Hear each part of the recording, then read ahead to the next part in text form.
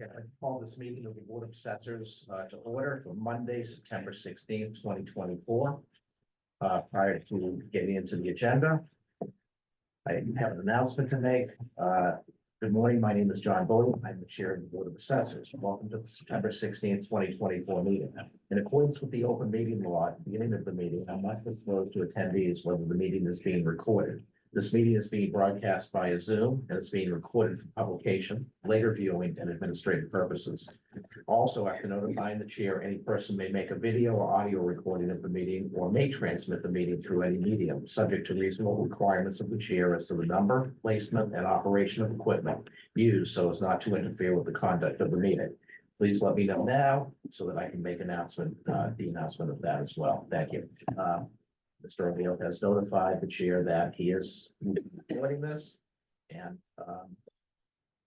anybody have any questions? Okay.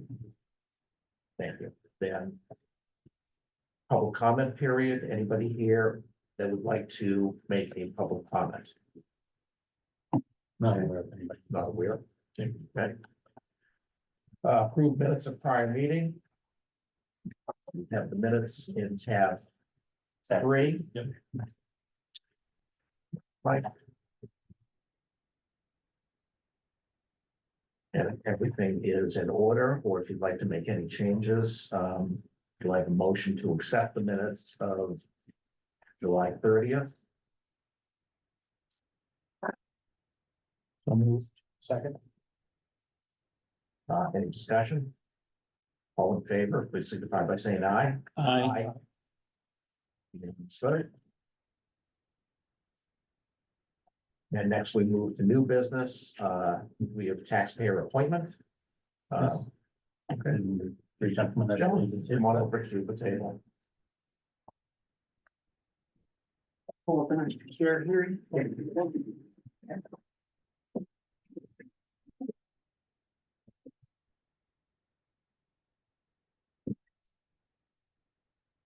Go to tab 4. Yeah. And good morning. Morning. You could identify yourselves. Sure. So as introductions, my name is Ben Ravelson. And what's your position, Ben? You could call me asset manager. Okay. Scott Ravelson. You could just call me Dad. Ex-ragman. Okay, Corey Ravelson. you guys are related. How could you tell? I don't know. Property manager. Property manager and partner. Okay, So thank you. we've never done this before, so feel free to butt in whenever. As you probably know, we prepared a little bit of a presentation via PowerPoint, in addition to the supplemental information that we had already submitted to the town back in April. So, you know, our agenda is more or less, we'll run through this presentation. Again, would be happy to have this be more of a dialogue as opposed to a, you know, formal presentation. So feel free to interrupt whenever you guys would like. But long story short is we recently acquired the property at 19 Wexford Street, 77 Charles Street back in 2022. The current assessment appears to be clearly and solely based on the acquisition price of the property. We had a pretty unique set of circumstances when we purchased the property. We had a 1031 exchange, which, as I'm sure you all know, you have a very small window to identify properties during a 1031 exchange. We've been property owners in the town of Needham since 2008. And so it was a familiar market for us and something that made sense to us at the time, especially given the tax deferral on a unique sale that we had in Provincetown, which we'd be happy to detail for you guys as well. But long story short is the current net operating income of our property is pretty consistent with the net operating income that was public record with the town on the town website. On Exhibit A, which is page 3, we included a QuickBooks report of the one full year of operation that we've owned the building, which was last year, 2023.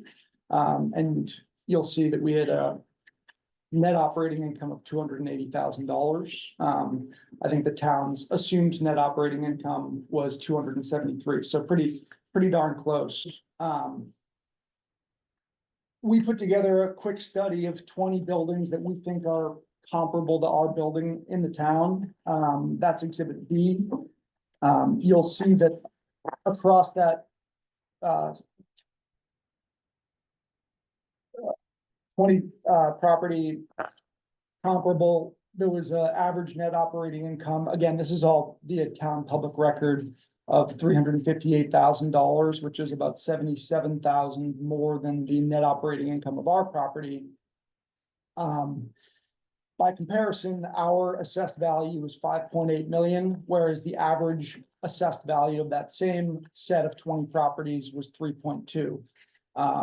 So look, in summary, significantly higher net operating income across those 20 properties, whereas the average assessed value was more than $2.5 million less than ours. So, from our perspective, obviously, looking at the income method, which is, what we believe to be the most accurate way of valuing property, something clearly didn't seem to be sitting right with that set of data. We understand that the town generally leaned on the acquisition price, and we had informal meetings with Melissa Mata, by the way. And we understand that the town's current assessments heavily weighted towards the acquisition price that we had in 2022, which was 6.175. Even when we looked at comparable sales data, which I included on exhibit C, there's still a pretty drastic disparity between the valuation of our buildings versus a set of comp sales. Before we get to exhibit C, I'll point out there weren't very many direct comps when we tried to look for comps. As you know, Needham is a town where there's not a significant amount of sales, a lot of long-term property owners, but it did happen to be, there was one comp the same year within 2 months of when we bought our property that was almost the exact same parcel size and the exact same building size, which was the sale of 150 Gould Street. The purchase of that property was for 5.2 million, so almost $1 million less than what we paid for ours. Yet the 2022 or 2024 assessed value of that comp property, which again is almost identical to ours in terms of size, location, was 2.6 million, 2.681, and ours is 5.8. So, $1 million difference more or less in sale price, yet 3.12 difference in the assessed value. The comp case study 2, we'd be happy to jump into. That was included. That was a very unique property sale and a unique development that happened back in 2019, 2020. We don't have to get into that in too much detail, but essentially our purpose for including that was to show that each acquirer of property has a unique set of circumstances under which they're looking to add value, or that value holds to them. So this property at 540 Hillside Avenue happened to be, a large piece of land that had a more or less a covered parking structure on it. A lot of that land wasn't developable given the grade changes on the property, but a developer, saw a unique ability to develop that property, paid what, most people would consider to be a significantly above market value for that particular piece of property. And clearly they added value given that 2 years later, the assessed value, 1 year later, they sold the property for 5 times what they bought it for. And they built a self-storage structure on that particular piece of property. So we didn't want to have this conversation with you all without delving into sales comps as well, because again, we understand that that was a significant reason for the valuation of our property. So exhibit C We compiled 12 relevant, comp sales that occurred, within the couple years, of our acquisition. And I think the key that we were trying to point out in this comp data is that set of comps had an average sale price of $14 million. The pre-sale assessed price across that same set of properties was 5.4. And the post-sale, and when I say post-sale, that's the first year in which the sale price of that would be impacted in the assessed value, was 6.4. So there was an average change in assessment of 13% across that set of properties. Which, if you look at the pre-sale assessed price relative to the actual acquisition price, on Exhibit C, I kind of summarized our findings here. The pre-sale assessed value was 38% of the actual purchase price across those properties. Our pre-sale assessed value was 2.25, or 37% of our acquisition price. So pretty comparable in terms of what we paid relative to the pre-sale assessment, relative to all across all those comps. Yet the average post-sale assessed value of that same set of properties was, 645, or representative of 13% increase relative to the pre-sale assessment, whereas ours was 150%, 157% increase. And our current assessed value is 94% of what our acquisition price was, whereas the current assessed value of those same sales comps is only 45% of the acquisition prices of those properties. So, from our perspective, there seems to be some kind of disconnect, even when we delved into the sales comps, which again, given our unique set of circumstances, we don't like to look at just the acquisition price as a determinant for market value, because, we did only have 45 days to identify a property, and as part of our 1031 exchange, so we were under compulsion to buy a property, and we did have a significant tax deferral, which allowed us to pay more than what most people would be able to pay for that property. So I guess the conclusions of our findings is, even though we think the income method is the best method of valuing property, commercial property, I should say, even when we looked at the sales data, there was still a significant disparity between the impacts of our sale relative to the impacts of a number of different sales across the town. And we recognize that, the town is currently going through an overall reassessment based on our conversations with Melissa Mata. But it's clear that at this moment in time, we appear to have been spot assessed relative to the marketplace. And so, we have faith that long-term, after the town's, full reassessment, things will even out, and we won't be such a drastic outlier relative to the rest of the market in terms of our value versus everyone else's value.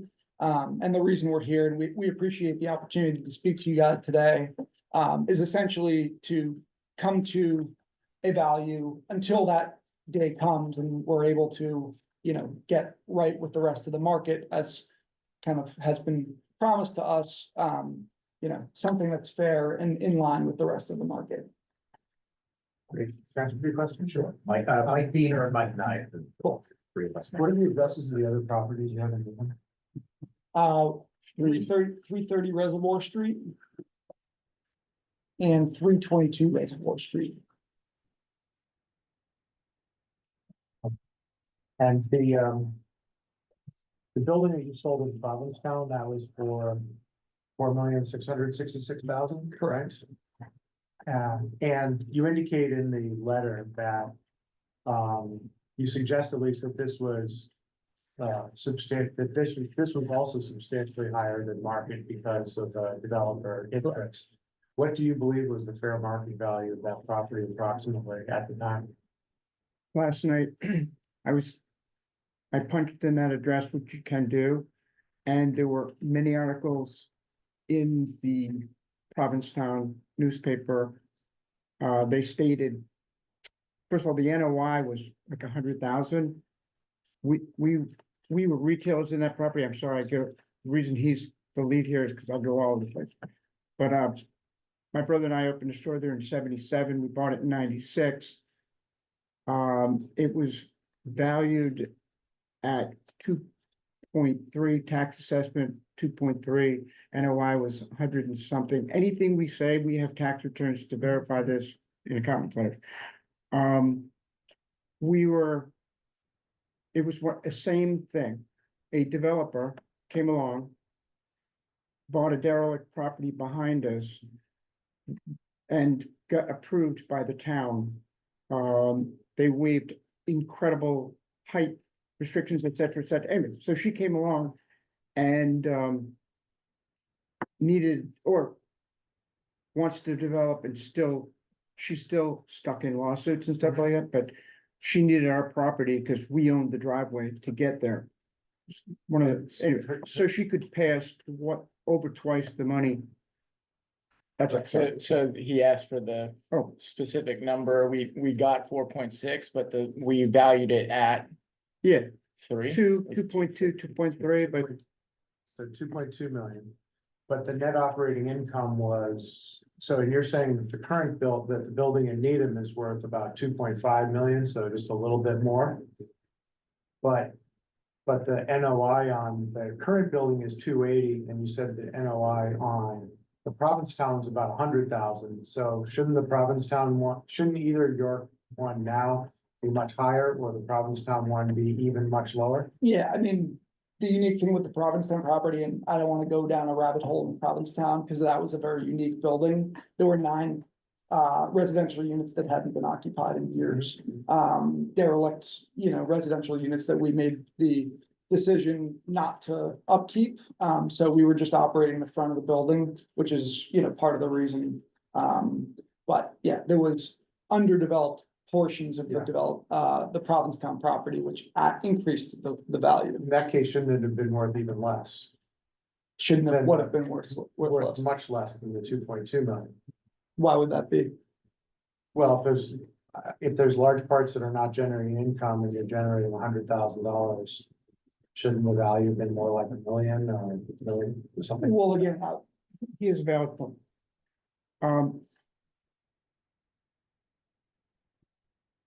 Basically, I think in Provincetown, our building wasn't valued, or it would have been valued at its NOI.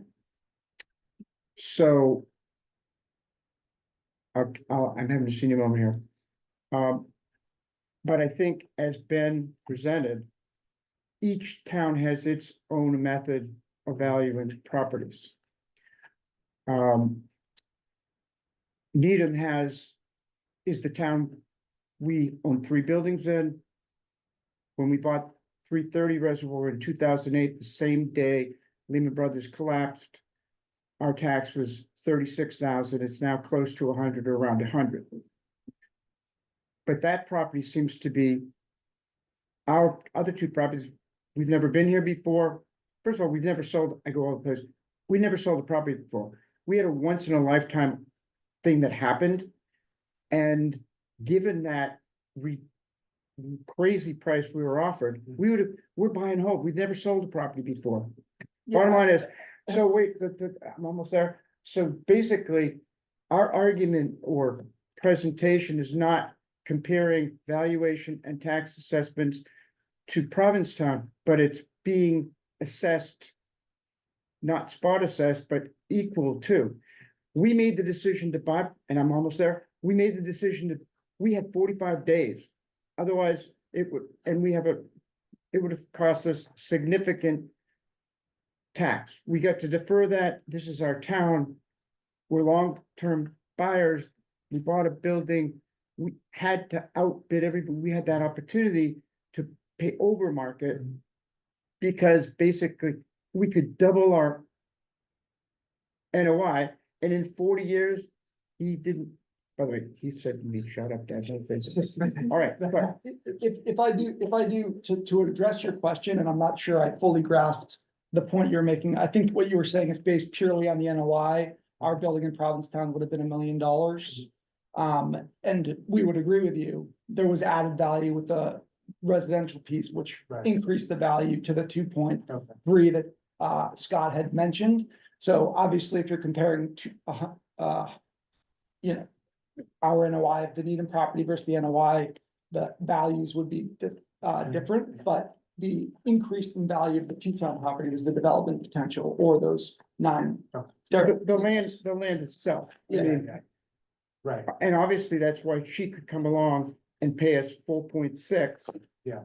Which is parallel to what happened in Hillside. right. Someone saw something they needed and she could do Right. it. And that's Barbara Clark, is that her name? No, it's Christine Barker. That's a different one? Mhm. Oh. Hey, thanks for saving me. Okay. Do you have any outstanding, like, mortgage on the 19 Wexford? We did get a mortgage of $1.5 million. Mhm. Okay, I mean, was that appraised, was the property appraised as part of that process, or, and? Yeah, there was an appraisal done. All three of us. All three of us personally guaranteed the mortgage, but yes. Do you remember what the appraisal amount was? Not offhand, unfortunately. I mean, another thing, in looking at this is, I can understand an outlier price, but you realize, I believe it was 4 years earlier, the property sold for 5.8 million. So an increase in 4 years from 5.8 to 6.1 does not seem out of line. Do Yeah. you know details about the $5.8 million sale? Was it 5.8 or 5.4? I think it was 5.4. Our current valuation is 5.8. But that was actually part of the reason why we included that Hillside I Ave think it's comp. probably purchase price. Right, Purchase, yeah. The not previous sales. owner purchased the subject property for 5.4 million. I'm sorry, you're right, 5.35, yeah. Right. And so part of the reason why we included that second comp sale was the acquirer of our property actually went into the town with plans, tried to get a self-storage facility permitted at the property, was rejected. And so we know that, you know, he had the potential of having some kind of a return on his investment, similar to comp sale number 2, which I don't know about you guys, but if I had the opportunity to potentially multiply, you know, my valuation from 5.4 to 25 million, I probably would overpay a little bit. And clearly he thought he had the ability to get permitted because he went in for permits and got denied. So that was actually part of the reason why our purchase price got driven so far above market, is because he overpaid and he was set in a position where he didn't need to sell, but if he was going to sell, he needed and wanted to get a return on his investment. And so we were put in a position where, you know, as 1031 buyers, we have a 45-day window. We're looking at a property where we can more than double our net operating income for a derelict property that we just sold to a developer in Provincetown. And we have a developer who's willing to sell it at a certain number. And so for us, you know, maybe not 5 years down the road, maybe not even 10 years down the road, the acquisition price doesn't work, but this is a long-term, family-owned real estate business, as you guys can see. And so overpaying for a piece of property to defer significant tax gain to us made sense at the time, and it happened to be the number that developer, previous owner of our property, was willing to sell it for, because he overpaid for it as well. I was thinking. You asked about our other properties. We bought both those properties. I was a tenant in one, left, whatever, long story. I'm okay, that's it. But both the reservoir properties, it's public record, we bought at auction. We bought this building basically at auction. There's no number. No one says, like the old days, hey, this building is for sale for 2 million. This building's for sale. So the responsibility of the brokers to just not tell you. And we had 4.6 million that had to be placed somewhere for the tax. Bottom line is, we bought 322. I almost lost it. 322. Several years after it had been bought for 2.2 million buy a dance studio from Petrini. We bought it for 1.1. So what is the value? A value to a property sometimes is, you know, if Elon Musk wants to buy X and lose money, is so each individual Circumstances a factor. can decide what they want, which is good for them and their family, irrelevant to quote unquote market value. And for us, it was like a no-brainer to not have to pay X dollars of taxes, to double our return on investment, and to own a third property in the town that we love. You'll But I think also, what I'm not sure, were you saying there's a connection between the hillside property and is that the same owner or the something? connection was that both, Or is the, it just the the amount? prior owner of our property wanted to build self-storage. Right. And we provided comp number 2 as an example of what the potential return on his investment could be if he was successful in his permitting effort at our property. So he could They were overpay, both development. and so therefore we feel he overpaid. He He then did too. spent tons of money with legal and permitting and design. And he wanted out. He was not a buy and hold. You know, we're happy to have interviews with every tenant who was there before.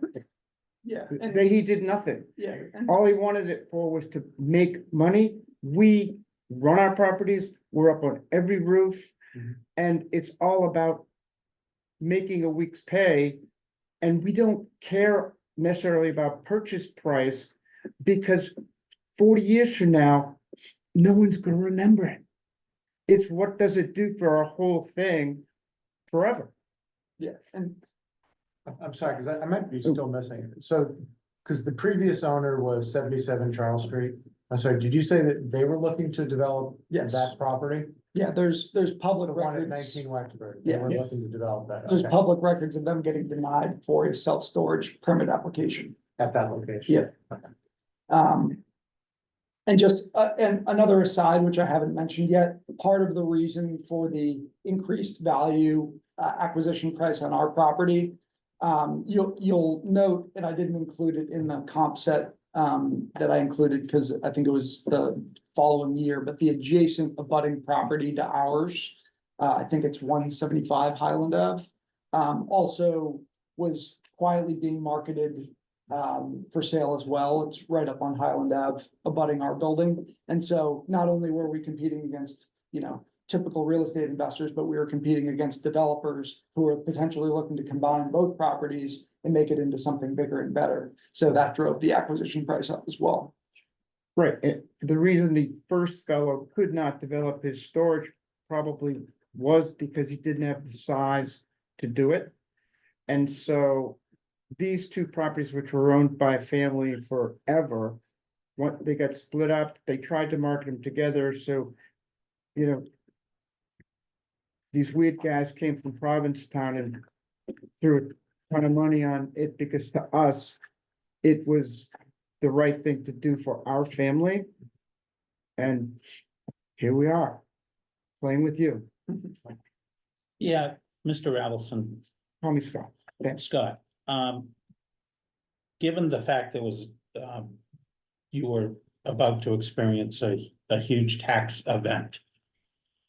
And given what the current assessment is and the tax, would you still have made the decision to move forward with the sale? Knowing what you know today? Knowing that the tax would go up? Yeah. Well, first of all, when we looked into everything and we had seen the transactions that had happened, there was no way we ever thought that we would be, whatever his number was, 150% increase in taxes, since history had shown us not. So, for example, Just to some be of our clear, tenants, Scott's referring to, it had transacted only a few years prior and didn't see an increase in the. so we didn't expect it. We're big boys, we'll deal with whatever we have to do, but for example, the tenants that have been in that building have been there, some of them for 15 years. One tenant, I think it's G Medical, I think his rent is $14 a square foot. So to all of a sudden have a $7.12 a square foot tax someone's gotta pay for it. It's either gonna be us or them. So would we make the decision?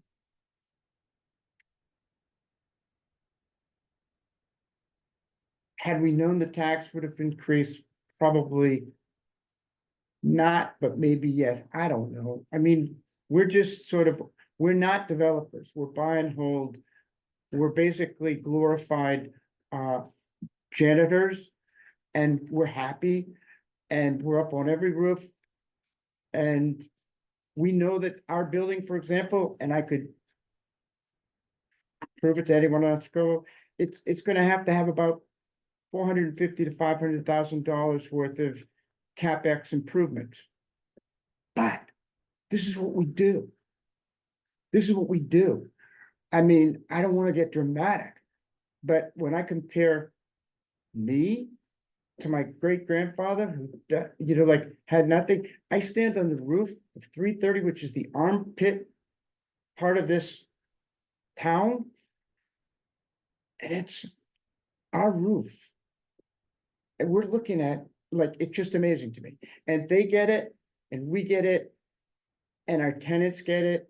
We got every one of our tenants through COVID. We gave our restaurant people 40% off. We still own the first commercial building we bought on Calm Ave. Okay? And everyone got through it. We could have 20 tenants. I'm sorry, they don't be sure. Yes, we probably would buy it because guess what? It's a beautiful, potentially beautiful income driving business. And so we'll have X dollars, but it'll even out because we know you guys, people are gonna totally make it right. This is not right. This is not right from,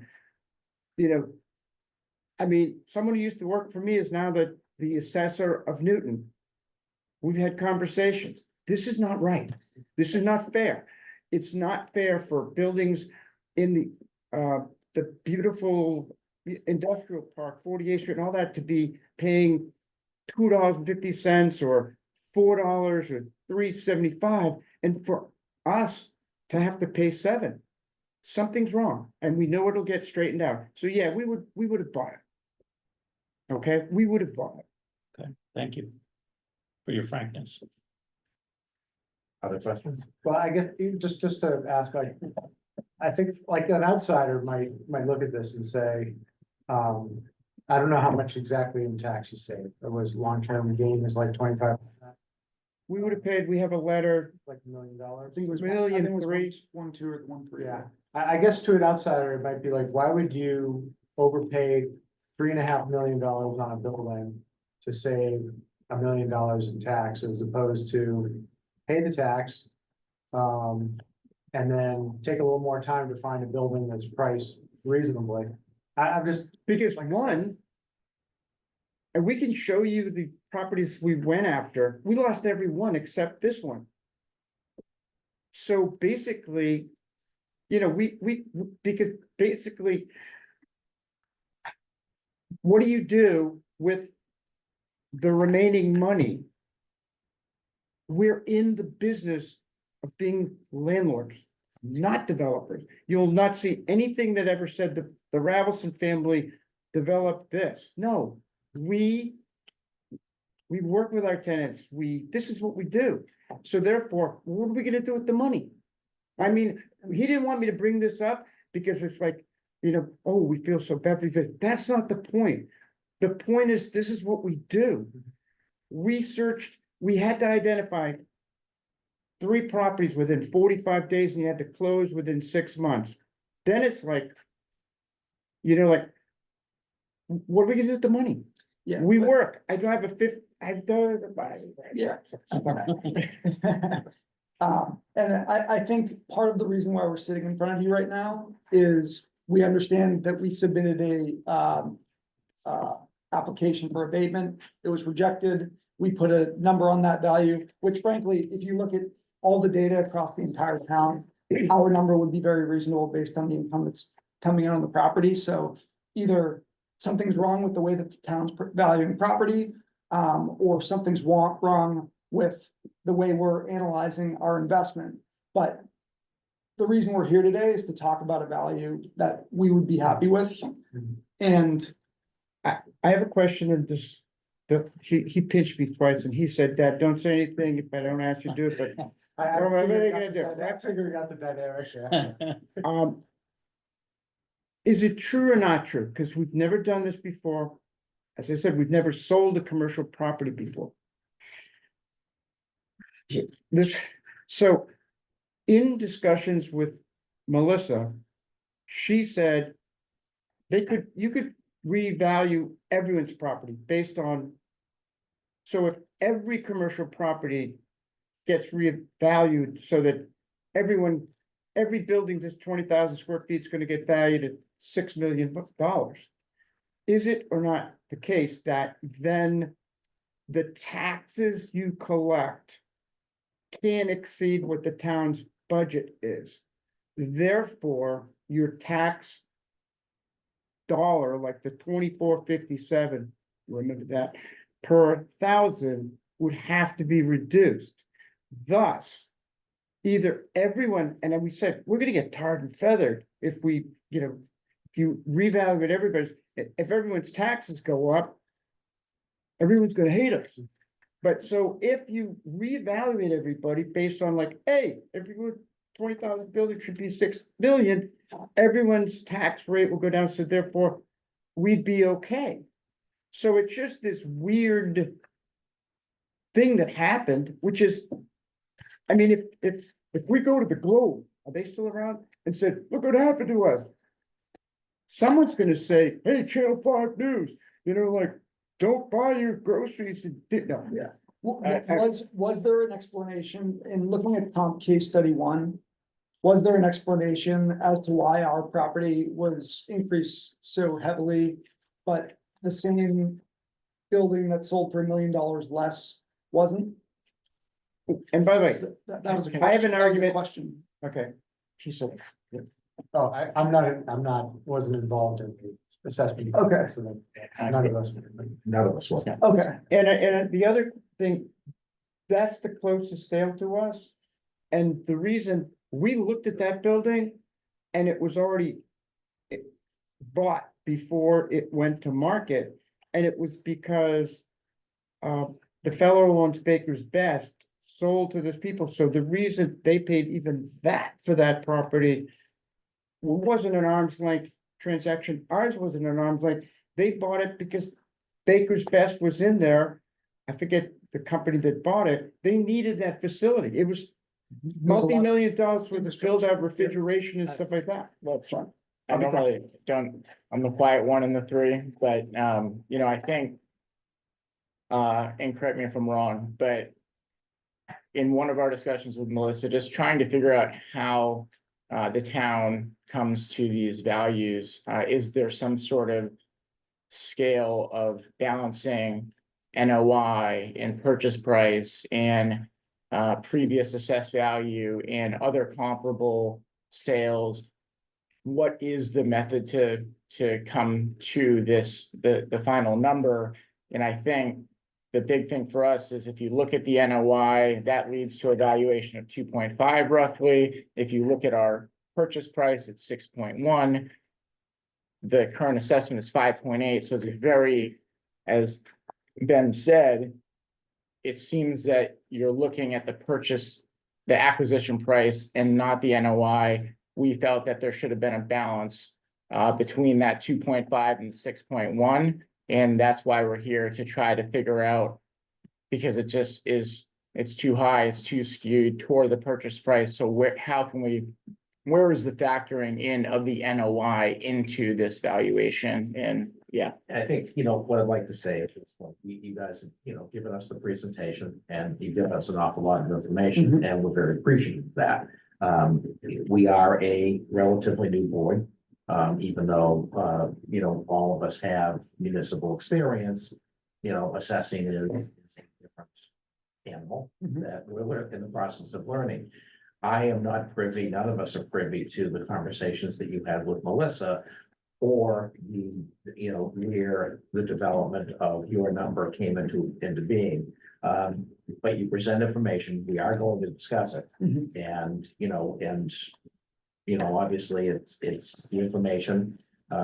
If the information that you presented is accurate, which I believe it is, Mhm. or, you know, I will on the Yep. face at this moment. You know, we want to look at it and then have a discussion and then report back to you. I always interrupt everyone, but when I ask that question, assuming that the town, so the NOI assumption, I think is pretty clearly presented. If the valuation of all 20,000 square foot buildings in town should be, I didn't get an answer on that. If everyone's building, We don't know the answer to that. okay, I think at this point, you know, we'll be guided by the state to a certain degree, and.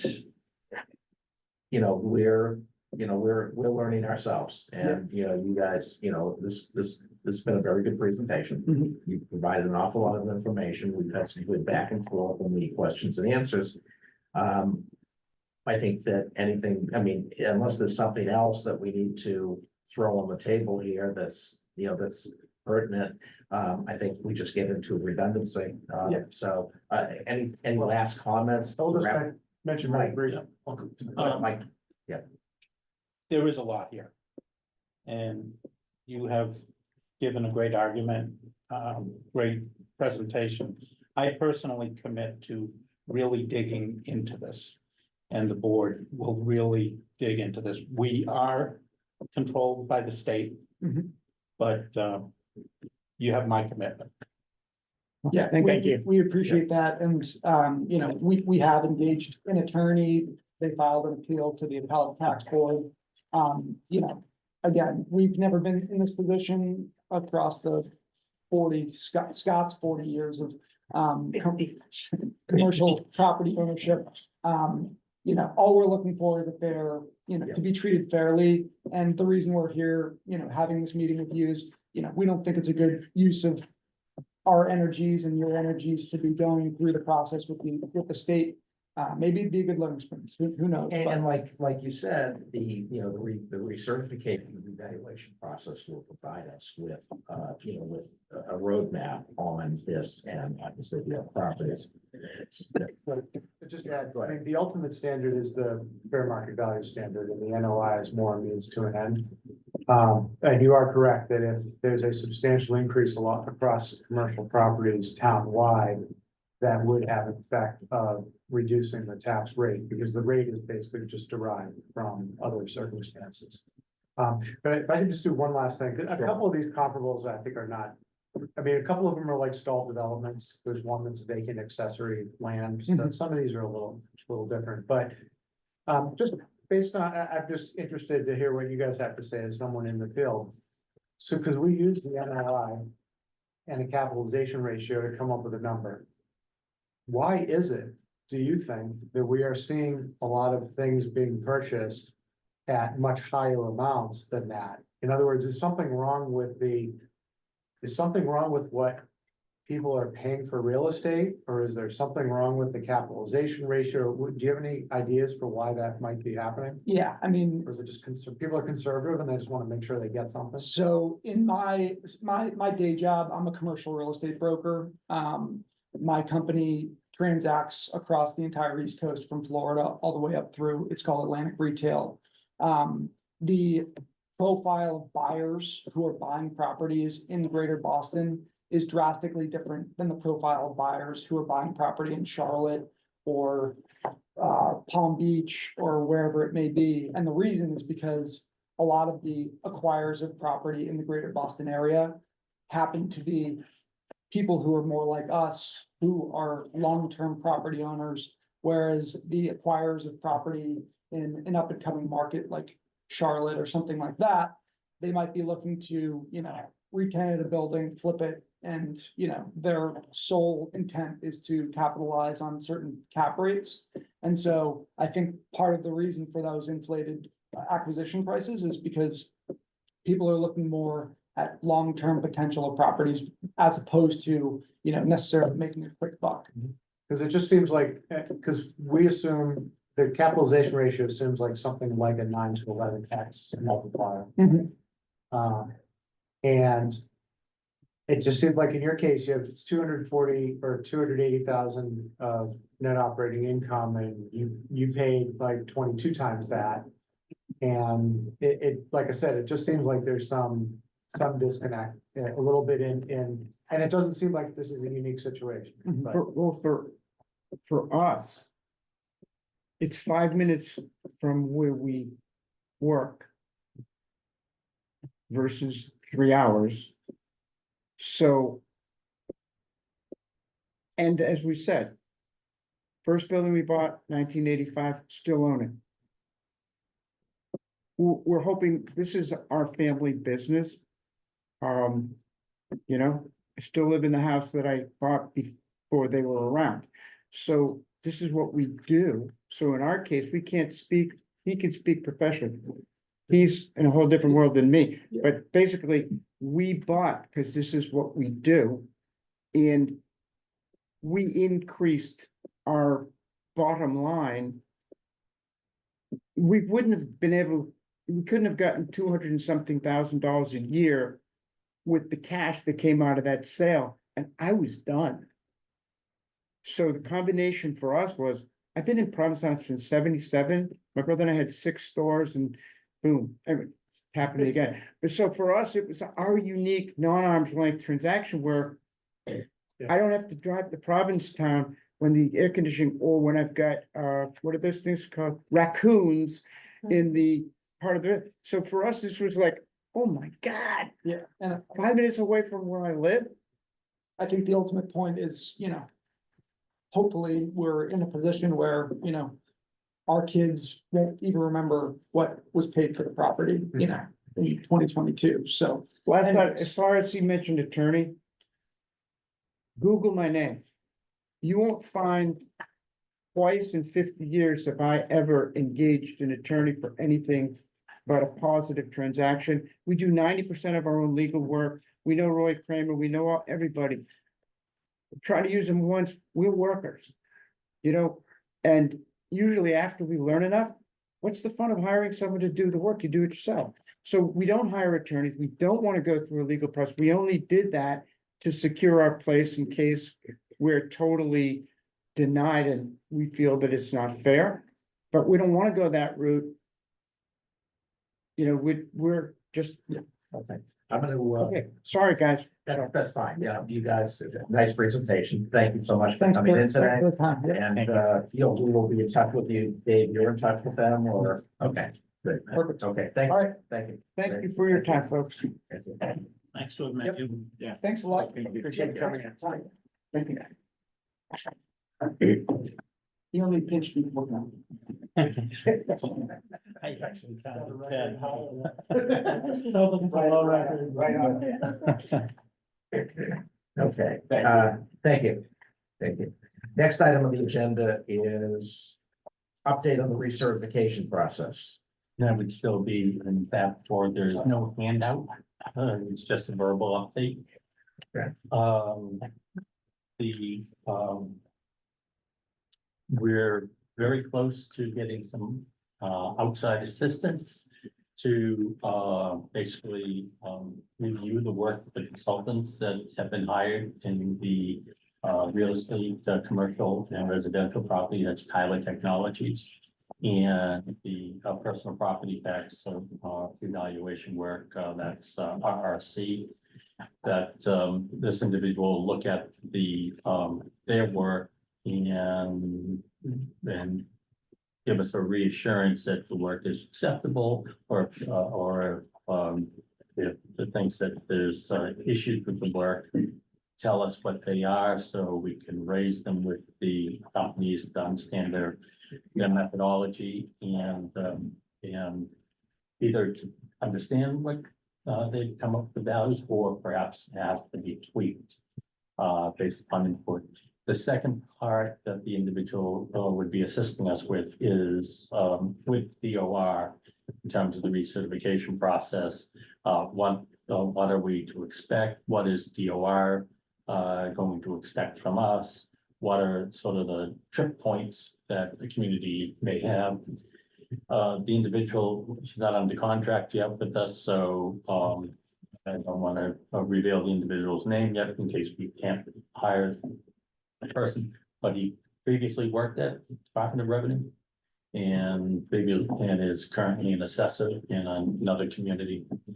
So, the next time we meet, which will be at the end of September, which I anticipate will be a short meeting. Hopefully I'll be able to tell you who that is. Sure. Are we involved in that process as a board in terms of the hiring of the assessor? No, this is not filling. Oh, I thought you were No, talking about- This is okay. another consultant. Okay, another yeah. consultant to represent Right. us and our viewpoint to look at the work of the other individuals. Yeah, And the other part of the recertification process is at special town meeting, we need to get a supplemental appropriation to the finance department budget because the cost of the services came in exceptionally higher than we were assuming. Lots of work out there. There are fewer players.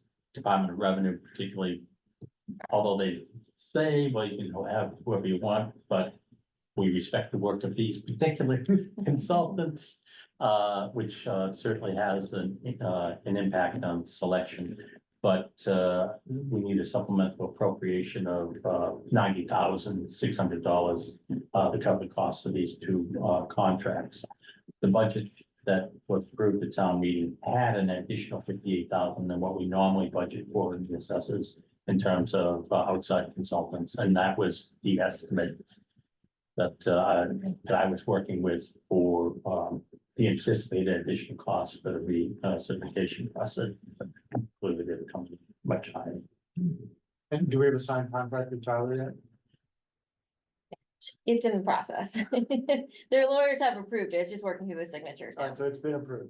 The contract, it's not signed formally, it's just working through the Okay, signatures, I but get yeah, that, where it's gotta go to the guy who was skiing last week. yeah, But, so it is all, it's yeah. but we- effectively done. And they've been doing the work. Okay, right, no, I mean, appreciate that. Everybody knew we would get there somehow, Right, it's just how long it's gonna take, so the company, the staff has been doing work, and in fact, I believe they are working on the commercial side now. They had been working on the tables and everything, the residential tables, and they're working on the commercial, they started. Starting this week, Yes. yeah. And Tyler's given us assurance that we will meet the timelines as set out by DOR, so we can, you know, we'll get, to get our tax bills. They did say it's gonna be tight, but that's why I was looking for that other set of eyes to come in. That because obviously they can't control what DOR does. But having someone who's been through the process before and knows what could be a potential, in other words, insufficient documentation or things that the neighborhood skews that the individual would be able to say, well, this is what DOR is looking for, this is what, and the consultants provided that, or the consultant didn't provide enough information, this is what you need to get from them. So, well, the goal is, of course, is to have that tax classification hearing, first week of December, and we're still on that. The public notice, for, the proposed values. That is still the end of November. We're still on track there. I did raise in public session with the select board that their last meeting, I was hinting at, there's gonna be a notable increase in land values. Something that we're aware of, the board itself, select board in terms of turnover of houses, could respect that. But, and that the state's already hinted, that's one of the areas that will be adjustment, but to the point that was just raised here, of course, that if the values all go up, it impacts actually go down because revaluation in and itself can't generate a penny more nor a penny less. Are we seeing any early trends in the results? That we know about, like, obviously land values are up, but do we have a sense of like how much we've been under We haven't received any information from Tyler as to any pricing ladder changes or anything, so we're still finalizing permit work upstairs, and we're hoping in the next few weeks to sit down with Tyler and get a list of any changes Any changes across all the property? across Oh, all, that's. yeah, for residential. Okay, So and is a far. lot of that just a function of updating parameters in the camera and then it Right, yes, propagates through? yeah, exactly. So I think, because again, as far as the public education side of this, because I suspect that in any kind of major overhaul, we're gonna expect to see a number go up a lot, a number go up less. I would assume the total tax rate will go down. You multiply all that out, and some people are, obviously, some people are gonna see a lot more of the hit. And they're gonna be the ones who are asking. But also, What's in going on? many cases, part of the dynamic will be within a property in and of itself. The property value, the land value will go up, but the building value will come down. Yeah. So that will serve as somewhat of an offset. My hope is that, obviously for smaller parcels, that they're not going to get, hit with a, massive amount of increase, but let's follow this along, obviously, and, Yeah, I mean, I just occasionally spot check sales and then compare them to the assessment, and I still see a lot that are significantly above. Although, as these guys point out too, if a builder is looking to, if it's a tear down, the builder is looking to do that, they might be willing to pay extra, and so maybe that should not. Right. It's hard, whether that should be reflected in the assessment of the house or not is, I don't know, maybe not, but, to that extent at least. Of course, the difficulty is a building lot, it's a building lot. And, and of course, folks are thinking, well, that person owns a half-acre lot. Mhm. And I own a 6,000 square foot lot.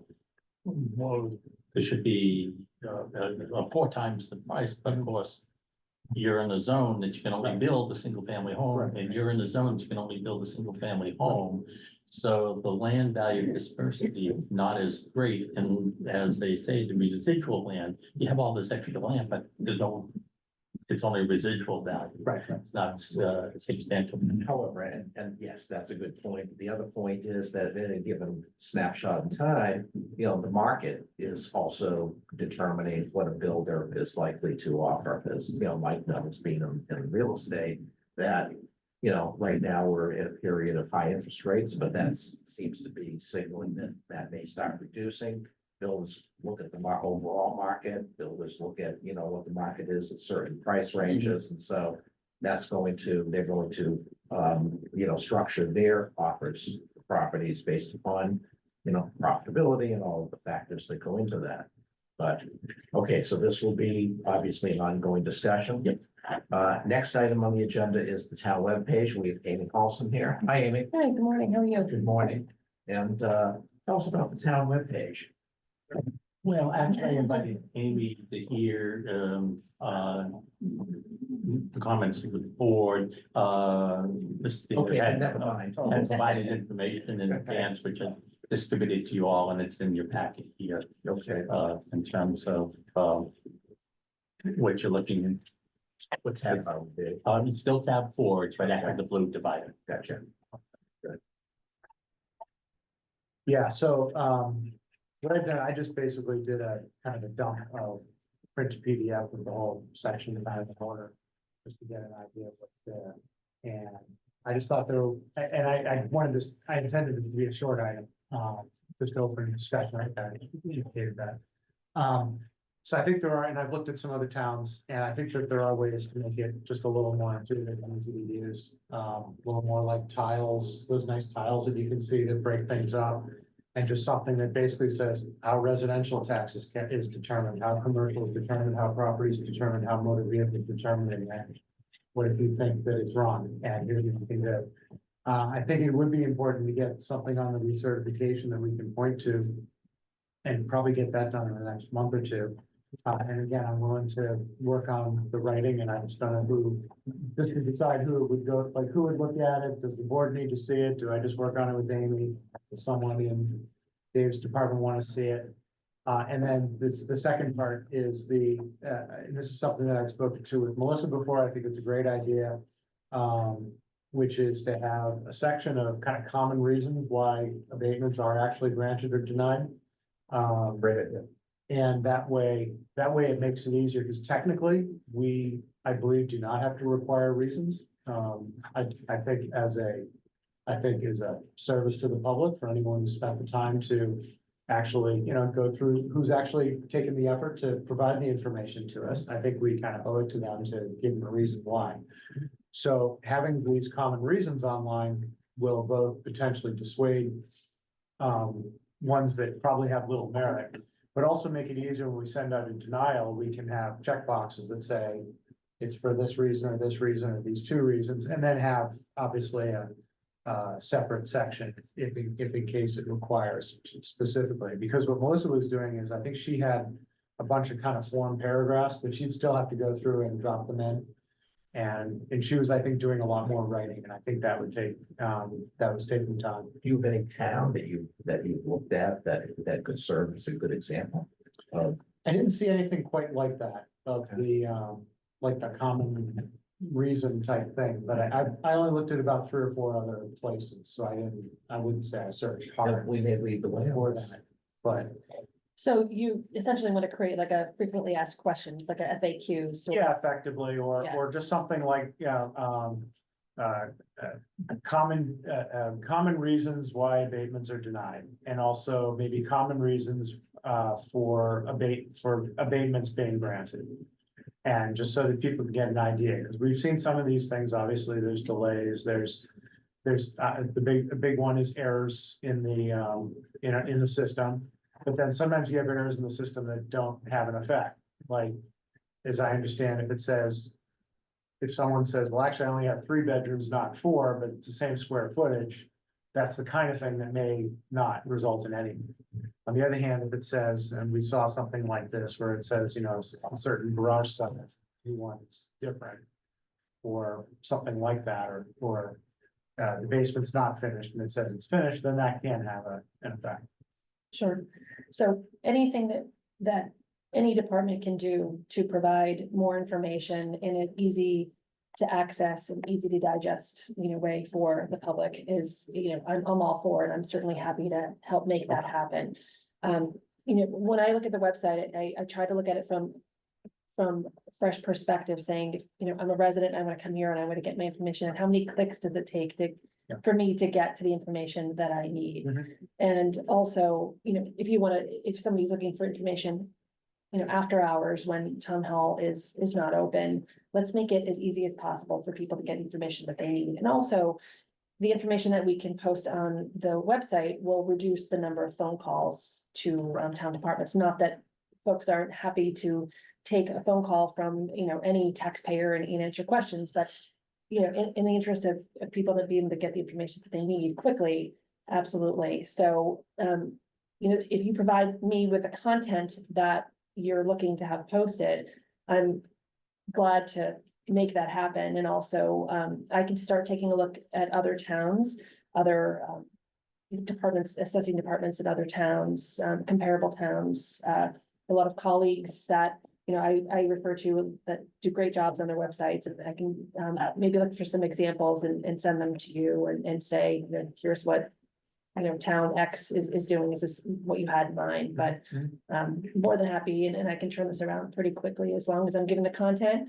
And I can get it up in a very short amount of time. And I also want to add in setting this up and having it formatted in a way that is friendly Yes. to the broadest range of age Yes, users. yes, Because clearly, one of the impacts we're going to have, at least with this round of recertification, is that, people that are older struggle with computing and with technology. So I have my own struggles, and I just think that it's as user friendly as as possible. And yes, the number of clicks shouldn't require a computer engineering degree. And, you know, the information should be clearly labeled and so that somebody who might be older, who might be more affected by the increase or the reassessment of their property, especially going through this process this year, you know, can reach out and at least get some basic information. And then, yes, it's likely there'll be a follow-up phone call, required, and that's fine. And we will field those as well. Absolutely. Um, The other thing I wanted to mention too is that there are several contact us forms. And one thing I might suggest is to give some thought to, rather than have multiple forms on different pages, what you can do is create one form and have sort of a drop-down screen saying, I'm getting in touch with regard either to, you know, whether it's my home assessment or a motor vehicle excise tax, as opposed to, you know, making people go to different screens great. to fill out a different form. You can have one form and basically choose why you're contacting. And then in the back end, what we can do is set it up so that depending on what the inquiry is, it goes to the right people. No, that's great.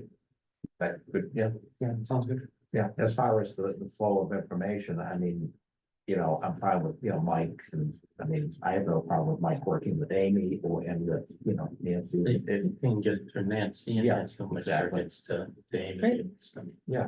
Because it's good for the staff to look at it too, because Right. they'll know again, the hot button issues. Well, they're gonna be answering questions, obviously fielding the phone calls, and obviously if you know what's included on there and what isn't included, then you'll be prepared. And that will also allow us to, you know, for the information that you have on the website to evolve based upon the question that come in. And then, oh, we didn't think about that. Let's put that. Absolutely. as well. I mean, it's, you know, the website is really, it's very fluid in that it's constantly changing to be able to meet the needs of each department. And just as an aside, we're going through, I'm starting a comprehensive audit on the site for accessibility. So, you know, what the end result will be is as we continue to make changes to try to make it as easy to navigate and the ability for people to get information as quickly as possible. Great. Any other questions? Right. Thank you. Great, thank you. Thank you. Next, item on the agenda, topics not reasonably anticipated within 48 hours. Do we have anything? No, I'm aware. Then we will be moving into executive session. And so what I will do is I will ask a motion to go into executive session to comply with provisions of any general or special law, specifically to discuss real estate and personal property exemption and or abatement applications which are not open to public inspection, or to comply with provisions of any general or special law, specifically to discuss returns of property held for charitable purposes which are not open to public inspection, or to discuss strategy with respect to litigation if an open meeting may have a detrimental effect on the government's litigating position. Do I have a motion? Sorry, Mr. Jim, and I would have you add to that, Oh. to return to open. To session. return to open session to announce the results of any vote on any exemption and or abatement applications that were decided on during executive session. Thank you. Do I have a motion? So moved. Second, And roll call vote, Mike? Aye. aye. Aye. Okay.